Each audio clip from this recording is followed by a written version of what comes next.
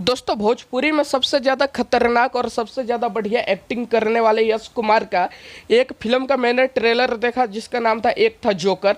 दोस्तों इस फिल्म का ट्रेलर में देखा तो आंख में से इतना ज़्यादा आंसू आया कि मैं कह सकता हूँ कि एक बाल्टी आंसू आ गया। हालांकि दोस्तों एक बाल्टी आंसू आ नहीं सकता है, लेकिन जितना आंसू आया वो एक बाल्टी के समान था। दोस्तों इतना ज़्यादा खतरनाक एक्टिंग की है यश कुमार की, भोजपुरी में कोई एक्टिंग में बराबरी नहीं कर सकता है। चाहे पवन सिंह हो, खेसारी लाल यादव हो या कल्लू हो, कोई भी हीरो या चिंटू हो, यश कुमार की बराबरी एक्टिंग में नहीं किया जा सकता है। जो सच्चाई है मैं बोल रहा हूँ।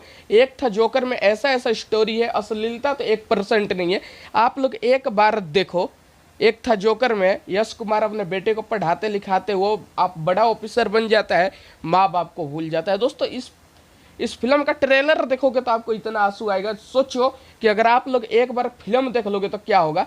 दोस्तों सिनेमा घर में अगर ये फिल्म रिलीज होगी तो सारी रिकॉर्ड तोड़ के रख देगी।